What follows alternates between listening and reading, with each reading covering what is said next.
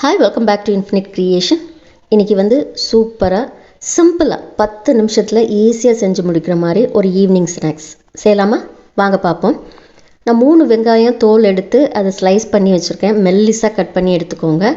இதை இப்போ ஒரு பவுலுக்கு ட்ரான்ஸ்ஃபர் பண்ணிடலாம். இதுக்கப்புறமா 200 ml, அதாவது ஒரு 3/4 கப் அளவு கடலை மாவு சேர்த்துருக்கேன்.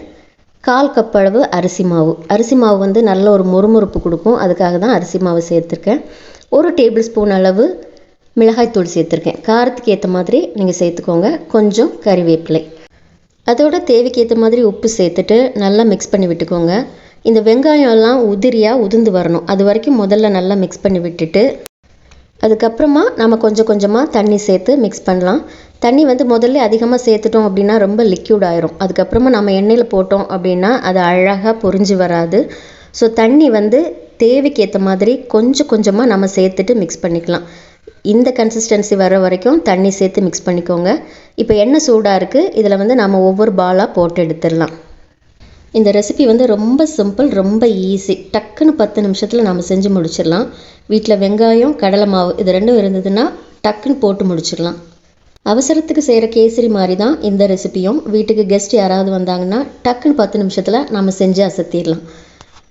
இப்போ 2 பக்கமும் நல்லா பொரியிற அளவுக்கு இதை திருப்பி விட்டுக்கலாம். நல்ல பொன்னிறம் வரணும். நம்ம அரிசி மாவு சேர்த்துருக்கிறதால இது நல்ல மொறுமொறுன்னு இருக்கும். இப்போ 2 பக்கமும் நல்லா பொரிஞ்சு ஒரு பொன்னிறம் கிடச்சிருக்கு. இதை வெளியே எடுத்துடலாம். அவ்வளோதான், ரொம்ப சிம்பிள். மிக்ஸ் பண்ணுறதுக்கு ஒரு 5 நிமிஷம், இதை பொரிச்சு எடுக்கிறதுக்கு ஒரு 5 நிமிஷம். சூப்பராக ஒரு வெங்காய ஸ்நாக்ஸ் ஈஸியாக தயாராகிடுச்சு. இதை வெங்காய வடைன்னு சொல்லலாம், வெங்காய பஜ்ஜின்னு சொல்லலாம். நாகர்கோவில் சைட்லலாம் பார்த்தீங்கன்னா இதை உள்ளி வடை அப்படின்னு சொல்லுவாங்க. கடைகளில் இன்னும் பெருசாக உருண்டையாக பால் மாதிரி கிடைக்கும். ஸோ நான் இப்போ 2வது செஷனும் போட்டு எடுத்துட்டேன். 2வது இது போடும்போது கொஞ்சம் கருவேப்பிலையும் சேர்த்து போட்டிருக்கேன். இன்னும் கொஞ்சம் வாசனையாக இருக்கும். இதையும் வெளியே எடுத்தாச்சு. அருமையான ரொம்ப ஈஸியான ஒரு ஈவினிங் ஸ்நாக்ஸ் சிம்பிளாக ஈஸியாக 10 நிமிஷத்தில் தயாராகிடுச்சு. நீங்களும் இதை ட்ரை பண்ணி பாருங்கள். இன்னும் ஒரு இன்ட்ரெஸ்டிங்கான ரெசிபியோடு நம்ம மறுபடியும் சந்திக்கலாம்.